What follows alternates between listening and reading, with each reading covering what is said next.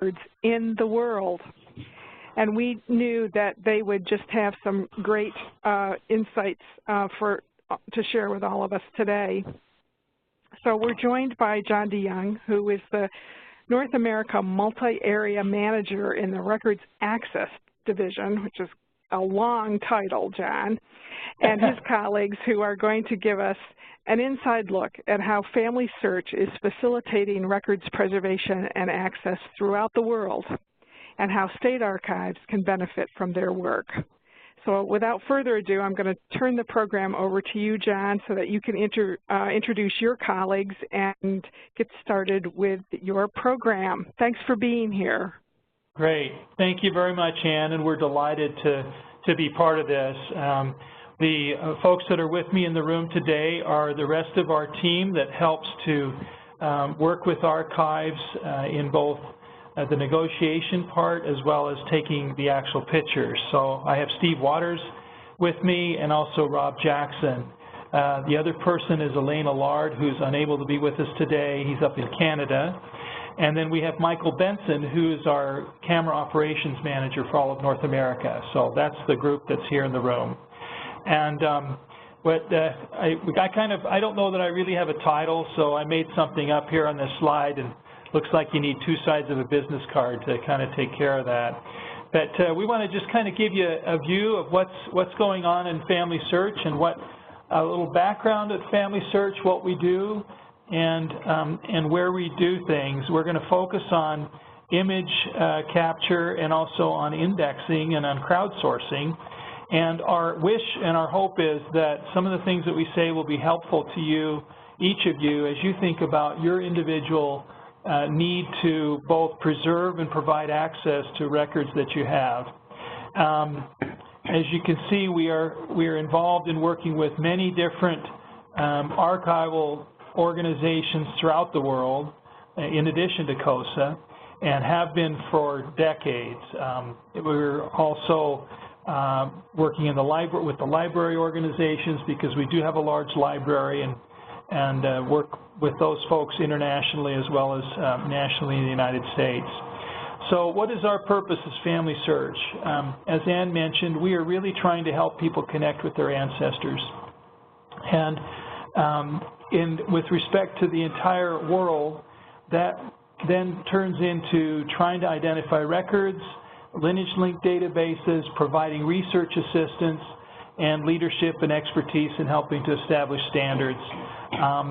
We very early started a microfilm in 1938 when the technology was practically brand new, and at that time established a number of standards of how pictures should be taken of these records so that they could be preserved in a way that they'll always provide the information that's in the record.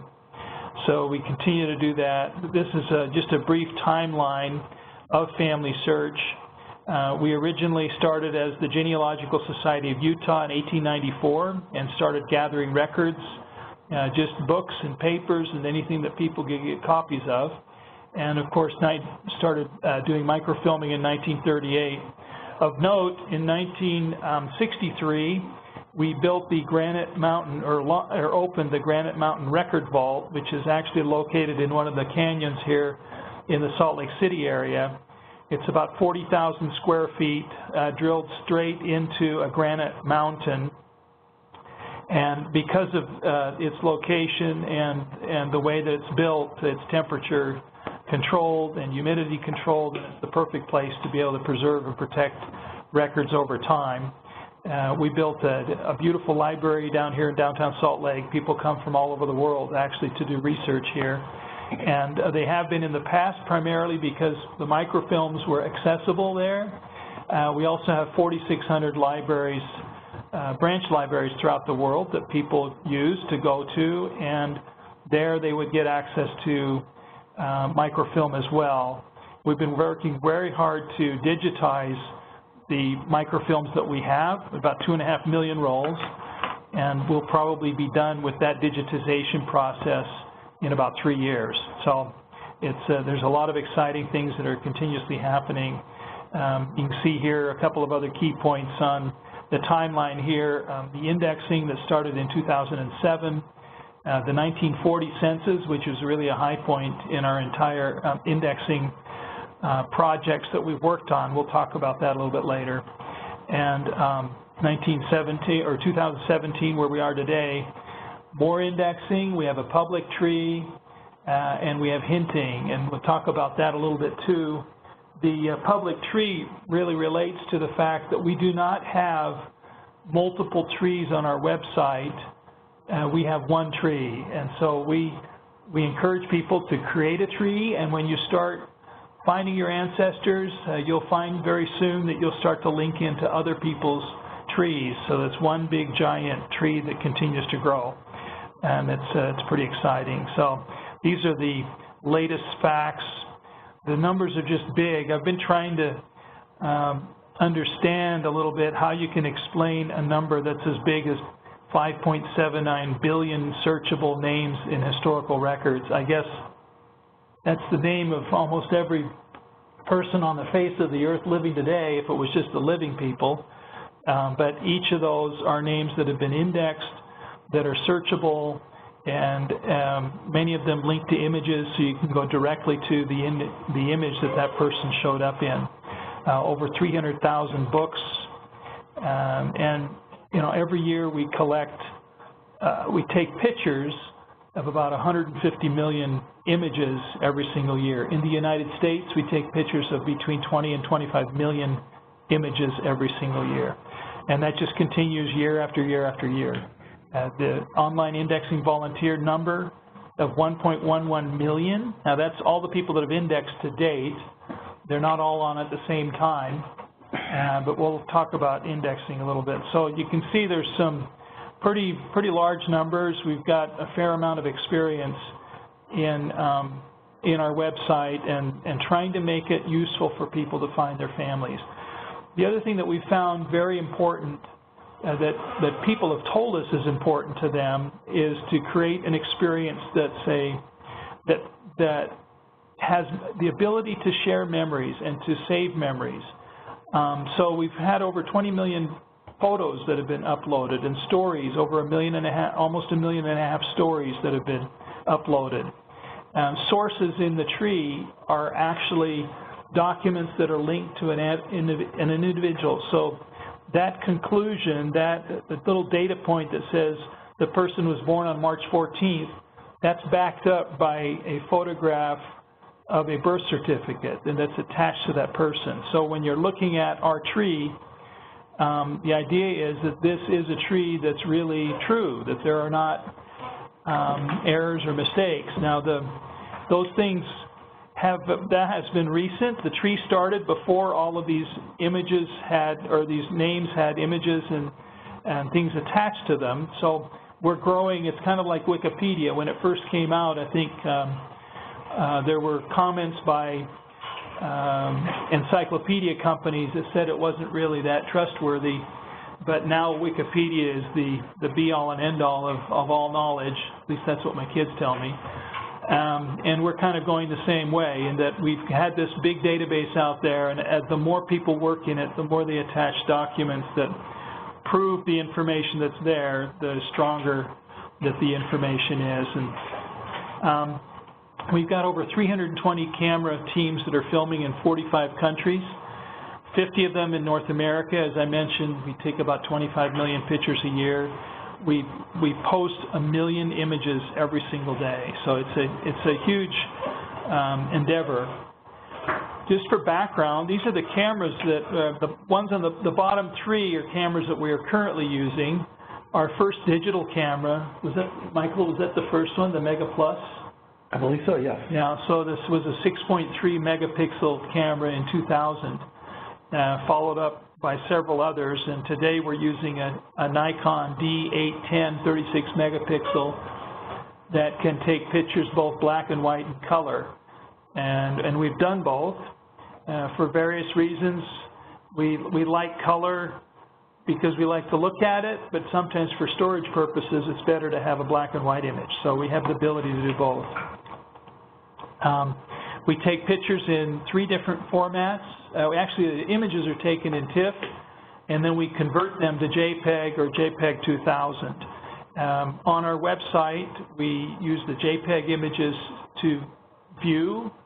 So TIFF images can be anywhere from 50 to 100 meg for one image. So that's huge if you're trying to download that onto your computer screen. And so if you're working from home and you're trying to do research, much easier to download a 1 or 2 megapixel image. And so that's why we use a JPEG on our website. And these are just some images. Our camera locations throughout the world, so you can kind of see where they're currently located. You might be surprised to know we've got 15 cameras in China. We've got cameras in India, all over Europe, North and South America, so a lot of places in the world where we have cameras. These are the locations in the United States, and they float around. So we go from place to place. Sometimes one area has got more cameras than another. It's very opportunistic. As we see an opportunity to help preserve and protect records and working with archives, then we can go ahead and move cameras to those locations and take pictures. One thing I forgot to say is that towards the end we'll leave some time for questions and answers, and if we can't answer all the questions, we'll take them offline and help you afterwards. This is what the typical camera setup looks like. It takes usually about a conference table, 8-foot table. You see the camera in the middle with lights on the side. There's a computer screen there that you can see what the images look like. Each camera operator will typically take about 400,000 pictures in a year, so that's a pretty efficient system.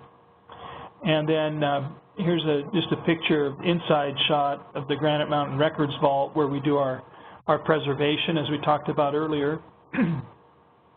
2.5 million rolls of microfilm, over 200,000 digital books, and 3.5 billion images of family history records. So big numbers and continuing to grow. So this is an effort that we believe is our gift to the world, and so we just keep on doing this, and we're spending a lot of time focusing on areas that are less developed areas in the world, such as China and Africa.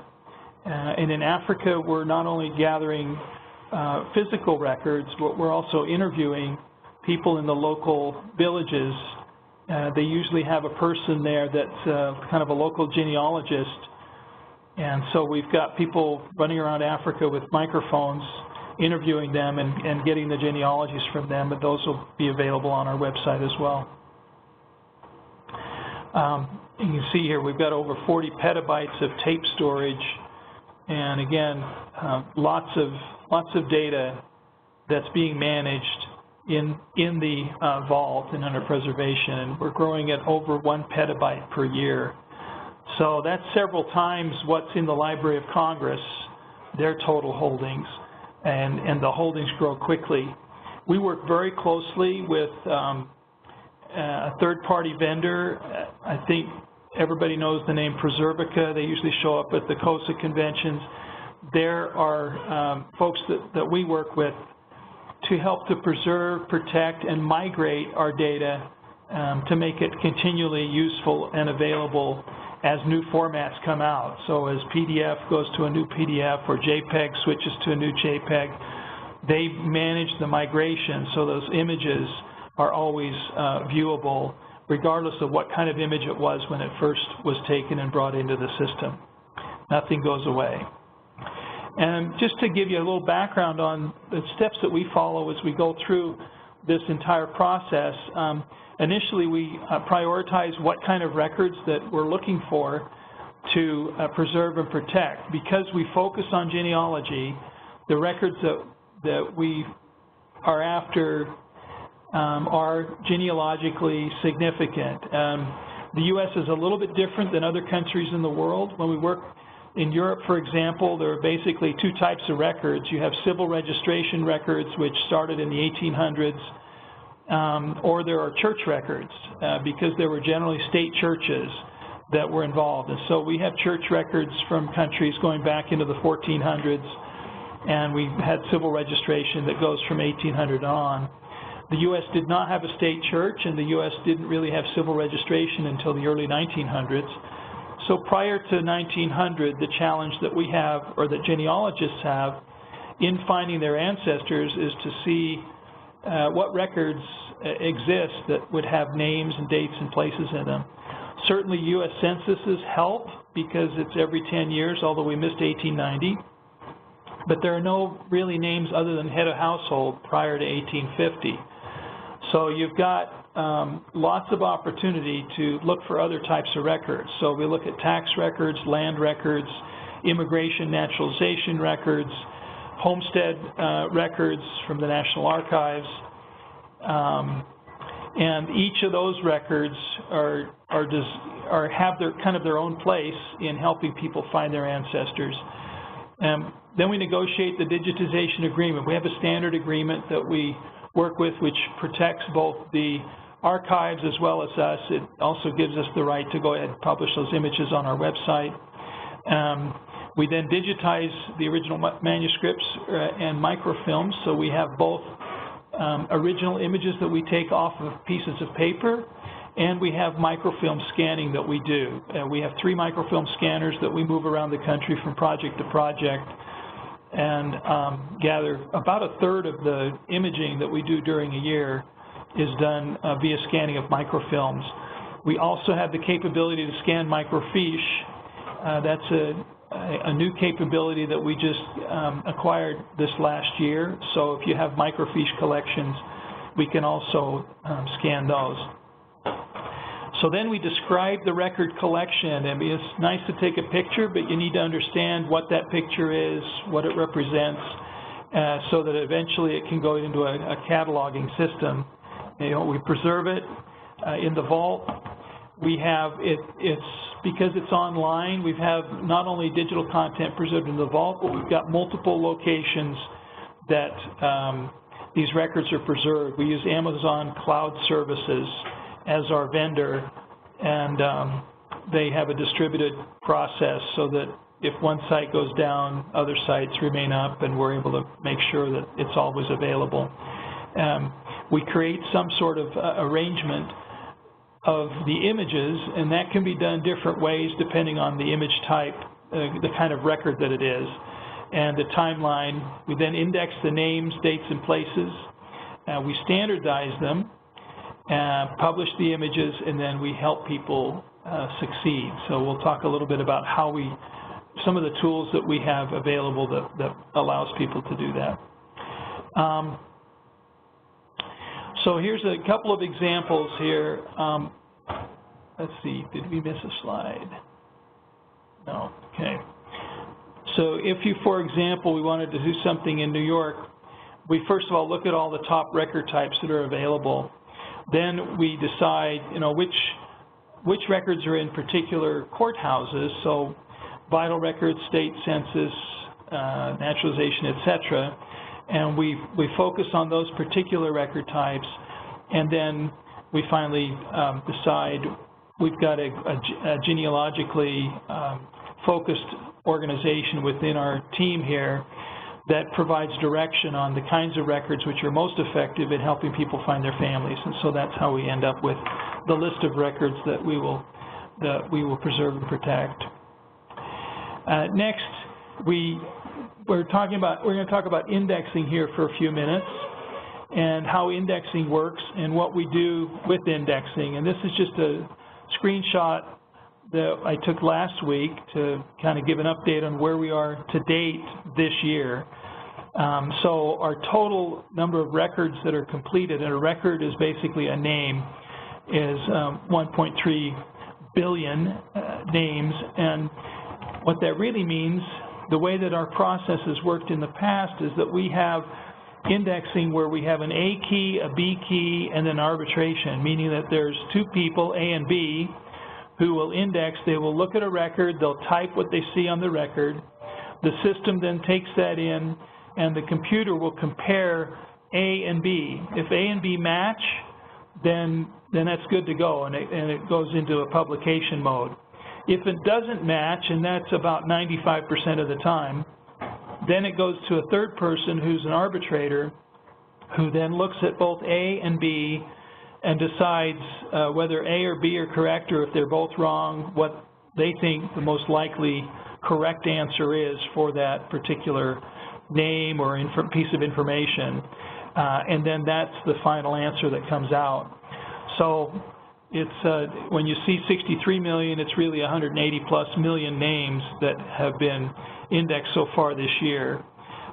Awaiting arbitration. Our arbitration is that third step there, as 4.5 million, and then the total number of people that have contributed so far in 2017 is over 80,000 people. So we were doing a rough back of the envelope calculation here the other day. How many names was that in a minute? Remember? 700. 700 names a minute. So in the time that we've been talking, about 20 minutes, so it's 1,400 names that have been, 14,000, sorry, yeah, 14,000 names that have been indexed since we started this conversation. And so this is, it's quite an effort. People do this from all over. The indexing is kind of like interest. Interest doesn't sleep, and neither does indexing. It happens 24 hours a day, globally throughout the world. People are always online doing indexing. I think, you know, they're always online, I think, for two reasons. One, because it's global. Two, because there's probably a bunch of people that can't sleep at night because they may be a little bit older and their time clocks may be reversed. So they end up doing a lot of indexing for us. We have people that have actually indexed over 1 million names by themselves since the indexing process started. So quite an effort on behalf of everybody. Once those names are indexed, they become available and they become accessible. In fact, all of our information is accessible in two ways on our website. One is through our records catalog. And think of a regular library catalog system. This is a digitized library catalog system, and as you can also see, the OCLC, which is a WorldCat, which is the world's largest network of library content, is also available that you can log into to try to find maybe books or other materials as you're doing research. Within our system and the things that have been digitized, publicized, or microfilmed, or in any way available, books, materials, etc., you can type either the place, a surname, titles, author, subjects, or keywords, and then it will bring up the information for you to be able to search through and find. We also have this other part, which is the part of with the index names. This is the 5 billion names that have been indexed. And under Search Historical Records on the left-hand side, you can see it says Deceased Ancestor's Name. You type in a name, first name, last name, and you can choose the different type of life event if you'd like to do that, birth, marriage, residence, death, or anything. Birthplace, birth year, etc. And you can even search with relationships and then hit the search button, and you're going to end up with some results. You could also just browse through our collections, and that's browsing. I liken that to looking at microfilm in a way, but digitally. So you don't have to go to a library and order up a microfilm. You could look at it image for image on your computer. Here's just an example of what we recently published. Now this is yesterday, and I had to turn these slides in yesterday. We actually have updates that occurred today on a number of different collections. So almost every other day we have either new collections that are put on our website or updates to existing collections. Of note is this Danish collection of 18 million images or indexes that has just come online.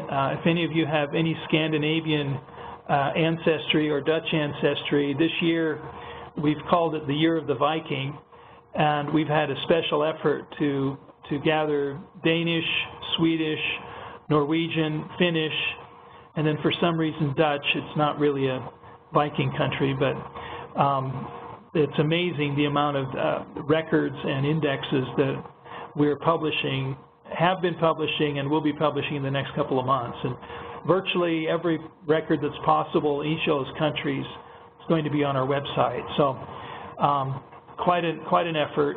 And as we're continuing to reach out internationally to countries and other organizations, we continue to make more of these available. Here's an example of just looking up at a name. I actually typed in Franklin D. Roosevelt, or Delano, and you can see his name popped up, and it shows here on the right-hand side of the image both an image of a record, and also you can actually push on the little camera button there, and it'll show you the picture that relates to that particular activity. So it could be a birth, marriage, death. We're not going to go into details.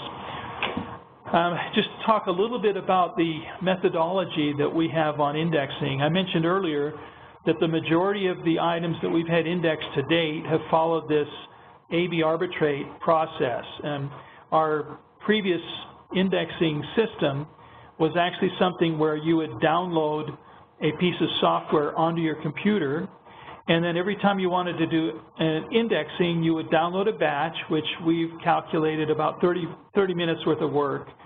And that's about all that people really want to do. If they're in a hurry, they want to just quickly do a batch and go off to do something else. So we have these little 30-minute batches, and that's how the work was done. There's been increasing concern with security on the internet, and so people are a little nervous sometimes about downloading a piece of software. So what we've done now is we've moved all of our indexing to the web. There's no need to download anything, either project or software, to do indexing. It's all done up in the Amazon cloud, and then the process also has changed in that we have one indexer whose work is then reviewed. If there are more than 20% of the information needs to be changed, then that goes to a second reviewer. We found that to be a much more efficient way to make sure that we have records indexed correctly and not overdoing the amount of effort that's being put into it. And so there's a lot of effort that we make in trying to make sure that these are done as correctly as possible. It's also operating system agnostic, so it works with Mac or PC or other systems. You just need to have a browser to get on the internet. Also works with many different computer types, so computers, tablets, even phones. And we are looking at, the reason I have snippets in the future, as we're looking at indexing, trying to figure out how to make it more mobile, how to make it more easy, how you can get more people involved indexing something very quickly. And you might have just a first name that shows up on your phone, and you just type in what you see, send it back, and then the system itself will stitch these documents back together. So those are called snippets. We don't do it today, but we're testing it, and we're hopeful that that's something that we can roll out into the near future. Additionally, much of the indexing that we've done in the past has been mostly English-based. In fact, 60% of all of our indexed records are North American records, mostly U.S. And so because we're a global organization, we're trying to increase our reach and the availability of these records that we take pictures of every year. You think if we take 20 to 25 million pictures in the U.S. every year, and there's 125 million pictures taken outside the U.S., obviously there's a huge demand to also make those records more searchable and more available for people who are searching their families. Oftentimes that benefits not only people locally in the foreign countries, but also people in the U.S., because we are a nation of immigrants. And so people in the U.S., once they figure out where they came from, they want to have access to those foreign records, and they're just as important to them as they are to the locals in those countries. And because you move to the U.S. and you lose your mother tongue, so to speak, it's hard to get somebody to index Greek or to index German or Dutch or other languages, and so we don't have large enough pools of volunteers in these foreign countries. So the third way that we do indexing is we'll use offshore vendors for these languages that we don't have a strong volunteer workforce. So just another tool that we use to try to make it more available. Our indexing processes basically have Q&A backup systems, so when you're in the system, you can actually, there are questions that are answered, kind of a frequently asked questions in a particular project. Each project has its own unique questions that might come up. We try to anticipate what those are and have answers prepared for them. We also do automated validations looking for anomalies, so between the indexed information. Group things together. We use name authorities. So for the United States, for example, each of the spellings and the locations, we have an authority. So if you spell it wrong, if you spell New York without an R, for example, it's going to say, is this New York with an R? And what is this? And it'll try to get you to make sure that you have the correct spelling for that locality. And localities are interesting. I know that there's a Moscow in Russia, but there's also a Moscow in Idaho and probably several other places. We lived in Cincinnati for 25 years. There's a place called Versailles, Indiana, which I think is pronounced Versailles over in France. Again, if you say Versailles or type Versailles or Versailles or whatever, and the system thinks it's in France, then you need to make sure that no, this is Versailles, Indiana, or the other way around. If it's Versailles, Indiana, it thinks we just make sure through the authorities that we have the right information. We do the same thing with names, not just place names, but just given names and surnames, because while there is a lot of variety in names, oftentimes many names show up over and over and over. So it's just a double check to make sure that names are correctly entered into the system. Now, you say, well, how good are you? Well, our error scale is less than 1% error in 300, and if it was you looked at 300 million images, that would be 3 million errors that you'd have. You say, my goodness, that's a huge error rate. Well, it's not a huge error rate. It's a lot of errors, no question.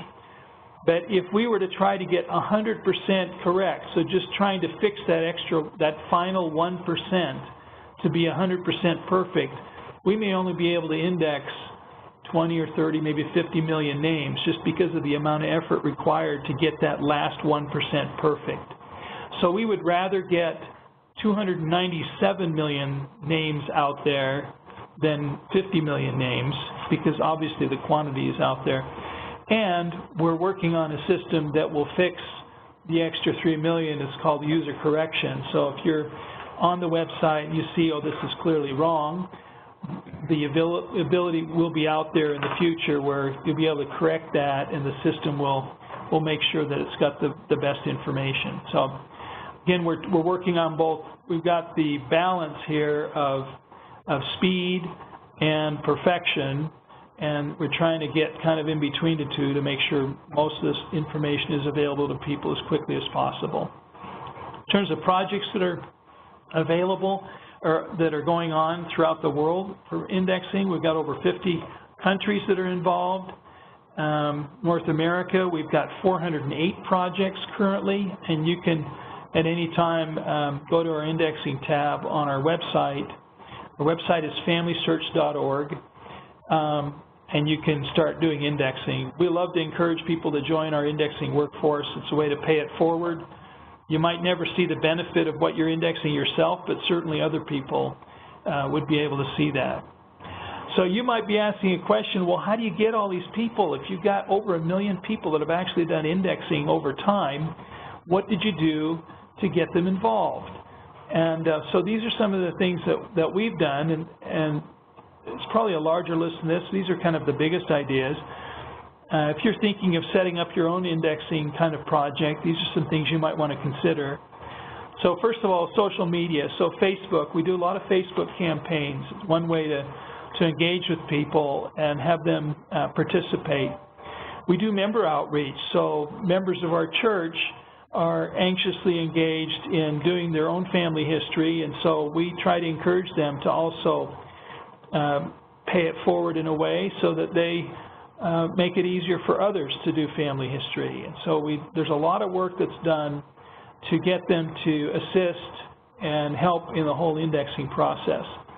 We work with local genealogical societies, particularly if there's projects that are done locally that they have a vested interest in.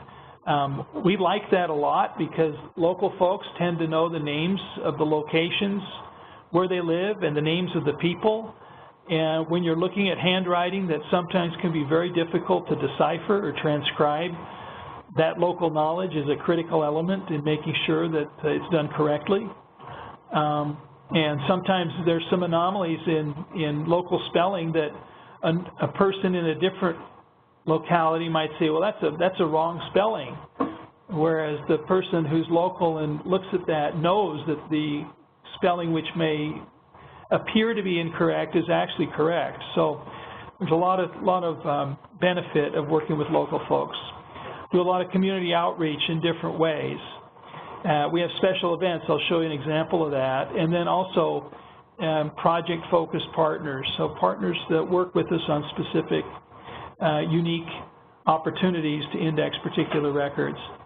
And we've got some, on our website, you can see here there's a couple of informational elements here on how indexing can make a difference and encouraging people to help transcribe. There's a couple of videos on how it works, how indexing is really vital for research, and then also a whole story on FamilySearch indexing and how it started and what's going on. Just recently, we held an indexing workshop. This is a worldwide event it was done in October. It had over 79,000, almost 80,000 people that participated over one weekend who indexed over 7 million names, which is huge. And we have this event once a year. The event is really targeted at two things. One, to kind of catch up on some of the indexing that we're behind on. And secondly, to get people involved in indexing. We want to kind of set the hook. It's like going fishing and trying to catch a fish here. We find that people that get involved in indexing, it almost becomes like a drug. It's a positive thing though.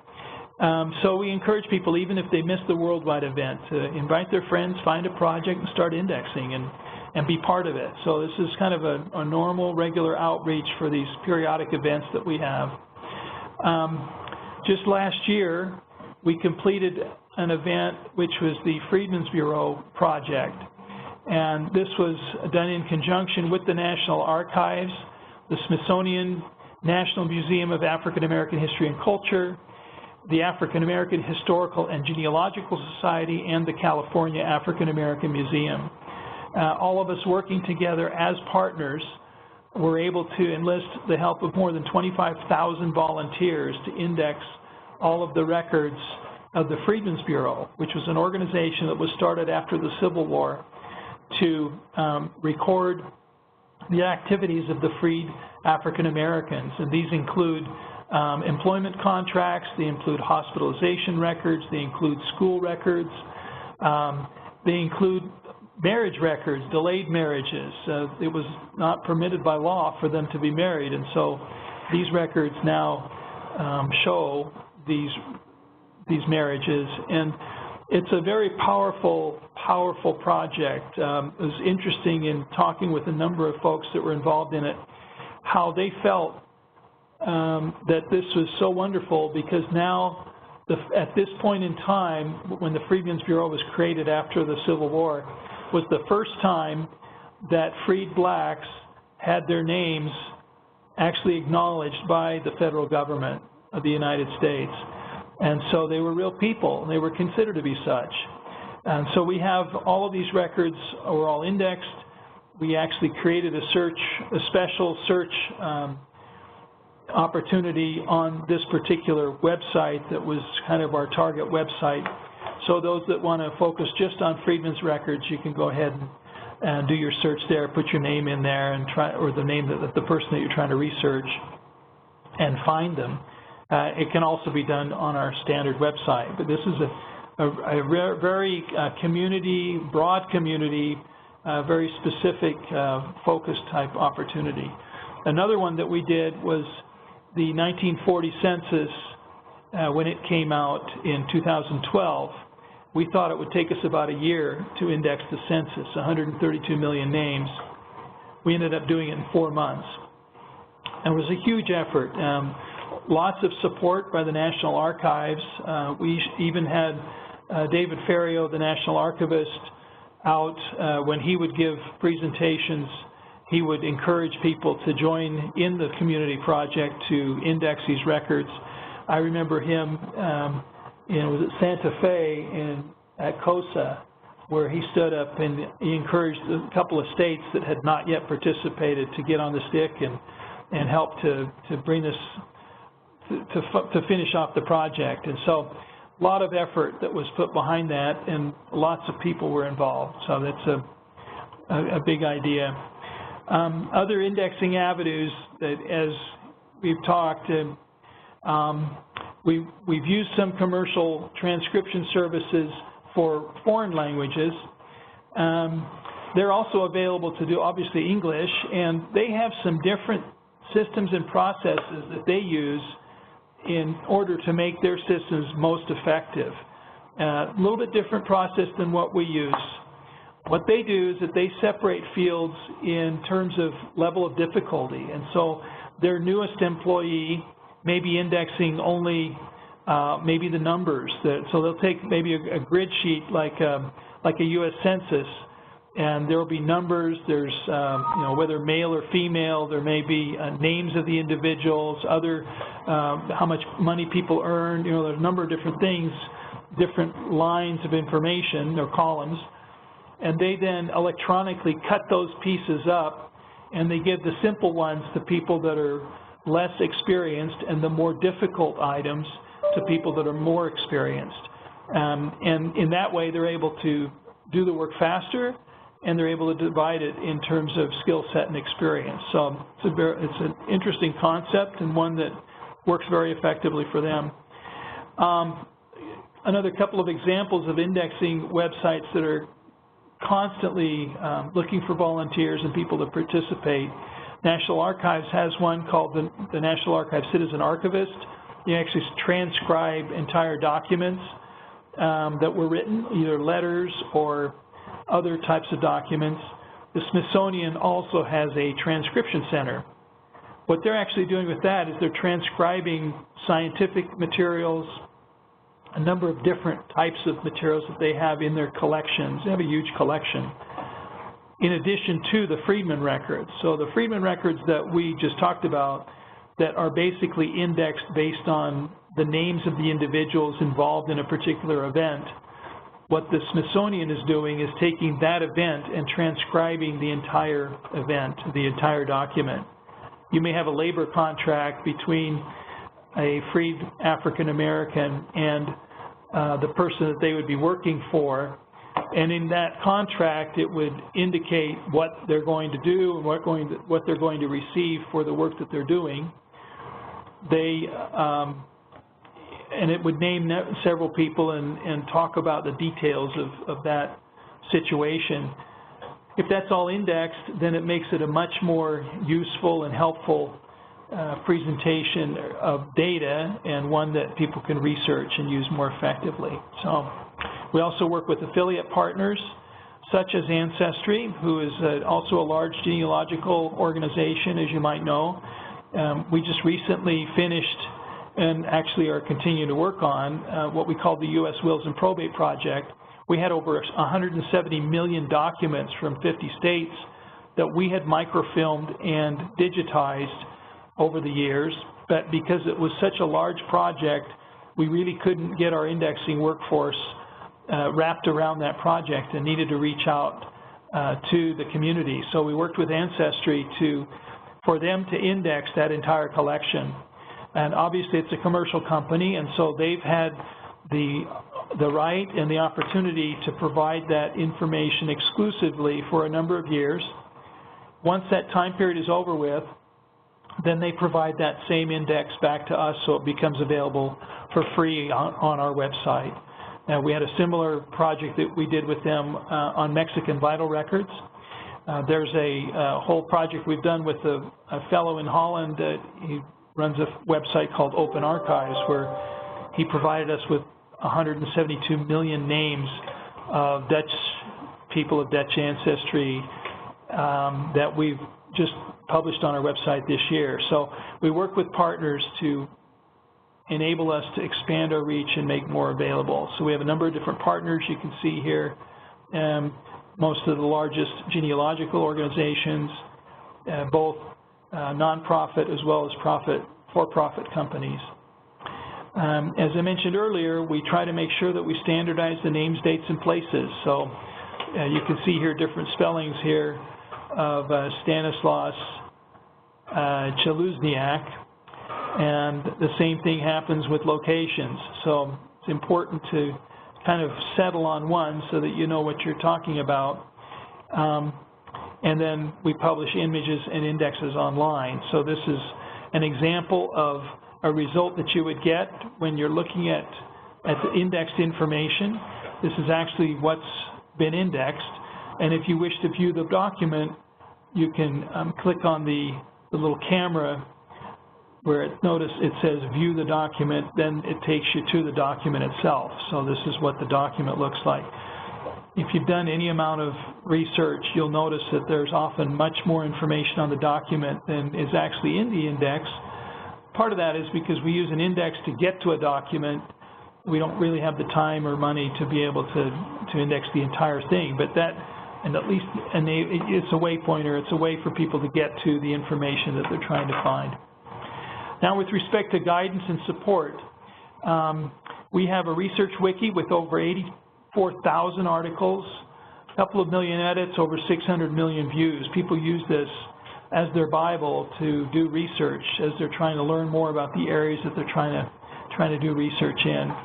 We also provide online learning. So we have, for different countries, different localities, experts in those localities that teach you about the records, teach you about the area, the historical background, where the genealogical records might be found. We have different formats in that training, audio, interactive slides, as you can see, video, etc., that makes it a little more engaging, and that's basically all that we do. So we want to help you preserve and provide access to records throughout the United States and Canada. We're happy to help in any way, and we're also open for questions here. So we've reserved a little bit of time here at the end. I've got the other guys sitting here with me. If you have questions, please ask, and we can also take questions that we might not know answers to offline and get answers to you back later, or if something's a little more time consuming, we can do that too. Thank you, John. Thank you, John. And we typically ask our audience to type their questions into the chat box or the Q&A. There are two locations on the webinar for people to put in questions, chat or Q&A. So Barbara, Becky, and I will be watching out for those, and they may sometimes take a couple of minutes to roll in here. So I am just mind-boggled by the sheer size of the sheer number of not only the records, but the sheer number of volunteers that you're using around the world. And I presume you have a whole department there at FamilySearch that just does nothing but interface with volunteers. How do you manage? Is it managed from one location, or is it managed in each state or country? Yeah, so you've asked a number of questions there. Yeah, so we do have a central organization that manages the workforce, the volunteer workforce. Mm-hmm. We're actually working on decentralizing some of that effort as we move forward. There's a number of other things that are happening, particularly on indexing, because that seems to be the thing that really opens up these records and makes them much more available to people. And one of those is technology, as we're working with a number of scientists and engineers to see what we can do from a technological standpoint to make it easier to make it so that less human interaction has to be done, and it can be done more with maybe optical character recognition or handwriting recognition. That would be something done centrally.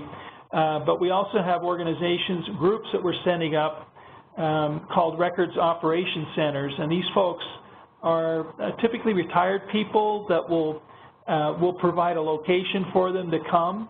we have computers set up, and then they come to that location, and they just devote the amount of time that they have to help to preserve and protect records. And we have a number of different tasks that we would outsource to them. So, for example, we're doing a huge collection of newspaper collections, probably going to take us 20 years to get this entire collection digitized. And as we get these newspapers, it's just the computer just takes a picture of an image, which is, you know, many columns, many articles, etc. We then digitally slice those up into individual articles. They might be births, marriages, deaths, they might be news stories, they might whatever you can see in a newspaper. And then subsequent to that, we might index those so that you could type in your great-great-grandfather's name, and all of a sudden you see all sorts of different newspaper articles that they may show up in. So that's done at the Records Operations Center. They would then cut up those newspapers electronically and make them more easily accessible. So it's kind of both a decentralized and centralized process that we use. What sort of advice do you have for our audience who might be thinking about wanting to try some sort of a group transcription day? I know some of our state archives do that. Are there any sorts of rules of thumb that they should keep in mind when attempting to do something like this as a kind of a community activity? Absolutely. So I think you need to look at how you're going to use the information once you get it. So is this going to go on a website? I assume that it would be.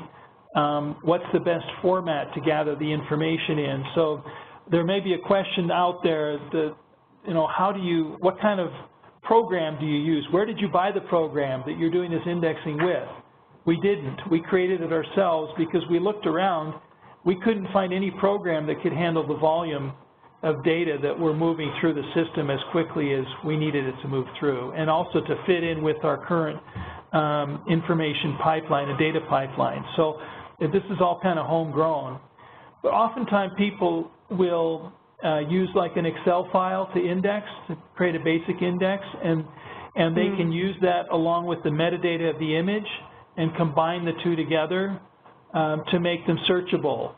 So that's, most of the IT folks that are involved in that kind of work are pretty familiar with it. But that seems to be the simplest way. We actually have a project that we're doing in Maryland with the State Archives and the Register of Wills Association to digitize the probate records that are there. And we index the probate case files on site. So we've got one of the volunteers, we have a number of volunteers that work there every single day to do what we call document preparation. So the files have to be unfolded and flattened and made ready to have the pictures taken. And while that's going on, they also move them through one workstation where the person indexes the information on the file. So who died, what's the name of the person, when did it happen, and then some other data fields that are put into an Excel file. We then take that Excel file and combine it with our images when we take the pictures, so that creates metadata that's attached right to the image that then can be projected back onto or used back into the system to display within a search engine that's put together. So there's a number of different ways to do that, but that's what we do there. John, one of our audience members, Carol Roberts, has written in our Q&A box. She says, thank you for all this cooperative work. In Tennessee, we have preserved huge amounts of county original records through this project, and I especially feel better that there is an off-site set of records in the quote-unquote the mountain. Yeah, I'll comment on that briefly. So we actually, one of the things that we talk to people about as a benefit of letting us provide these services is this stuff is preserved and protected forever. We're never going to go out of business. We're not trying to make any money here. And we have had a number of situations over the years where records have been destroyed for one reason or another, and we've been able to go back to the archives and provide them with copies of the records that they lost because of the problem that they had.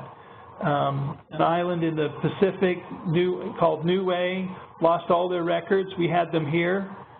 We gave them another copy and restored everything. There was a courthouse in Georgia that burned down a couple years ago, and we were able to pull records that we had preserved in the past and gave them copies of those records back. So in a sense, we're also kind of an insurance company in providing those kind of services to people. Right, right. Well, I don't see any further questions coming in at this point, so I think given our time, we'll start to wrap up today's webinar. But I first want to thank you, John, and your team for coming in and joining us today and giving us a really insider's view of what FamilySearch is doing and just how it gathers and moves information. It's truly impressive. So we appreciate that very much. I'm going to wrap up here with this slide that just encourages all our audience members to stay in touch with COSA. We have lots of different ways to do it, of course, through our website and the PERTS portal, but we're also on Twitter and we're also on Facebook. So we hope that you'll follow us on social media. And I think that is, oh, yes, one last thing, and that is we do have a short webinar evaluation form that you'll be taken to once you exit the webinar. So we do appreciate your feedback. It really helps us to plan for future webinars as well. And since Shop Talk is a brand new type of webinar format for us, we'd love to hear what you think about it. So once again, our deep thanks to our friends at FamilySearch. We're so glad that you were able to join with us today, and thanks to Barbara Teague, who I know worked a lot to pull this together with you. So kudos all around. Yes, thank you, and we appreciate the opportunity to participate. And if you weren't able to get my name on the earlier slide, you can go ahead and contact Ann or Barbara, and I'm sure that they can give you our contact information if you'd like to have us help you with any preservation or access questions that you might have or projects that you'd like to see us participate in. So great. Appreciate it. Thank you very much. You're welcome. And we'll have a recording of this webinar up on our website within the next month or so. So if folks want to look at the slides again or listen to the recording, that will be available to you. So thank you, everybody.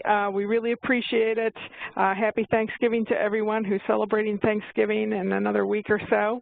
And we'll see you for the next Shop Talk sometime early next year. Take care. Thank you. Bye-bye. Bye-bye.